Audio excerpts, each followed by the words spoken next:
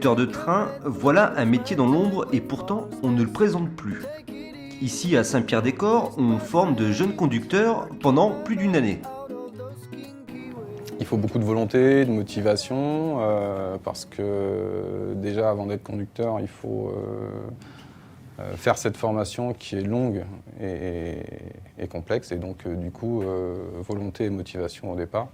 Et puis après, pour le métier, il faut beaucoup de rigueur et puis de l'autonomie, parce que c'est un métier où on est souvent seul, donc voilà, faut pas avoir peur de ça, quoi. Effectivement, le recrutement de la SNCF est plus ouvert aujourd'hui. Moussa vient d'un cursus juridique. Fils de cheminot, il n'est tout de même pas arrivé ici par hasard. En fait, à la base, je n'avais pas vraiment vocation à rentrer à SNCF, ou du moins pas dans le domaine de la conduite. Je me suis rendu compte que c'était difficile pour moi d'aller plus loin dans les études à la faculté. Donc, mon père travaillait à SNCF, il travaillait à la voie, donc au niveau de l'infrastructure.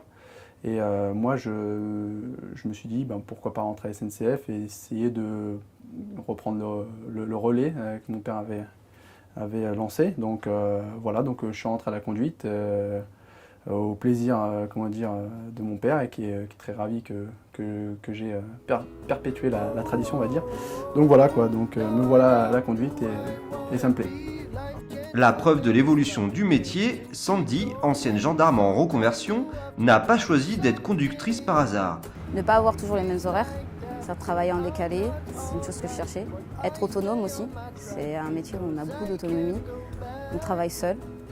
Et c'est vraiment quelque chose que je cherchais, pas toujours être entouré. Si le métier de conducteur souffre parfois d'une image tronquée, ici, dans cette formation, les élèves changent radicalement de point de vue. Comme je l'ai dit, il y avait une certaine croyance que le conducteur c'est un métier simple, donc on s'en rend vite compte. On se met à la place des usagers, comme on l'était et comme on l'est encore.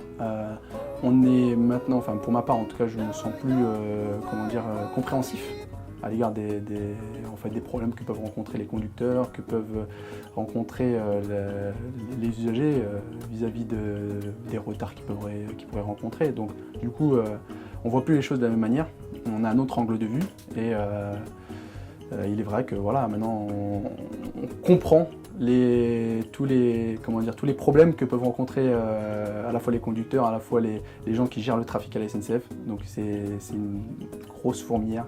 Parce que souvent les gens ont une image assez péjorative du conducteur de train, une personne pas aimable, pas souriante, qui conduit son train et qui rentre chez lui. Là, voir une femme, on voit déjà plus de sourires sur les voyageurs qui attendent dans le quai. Ça les fait rire.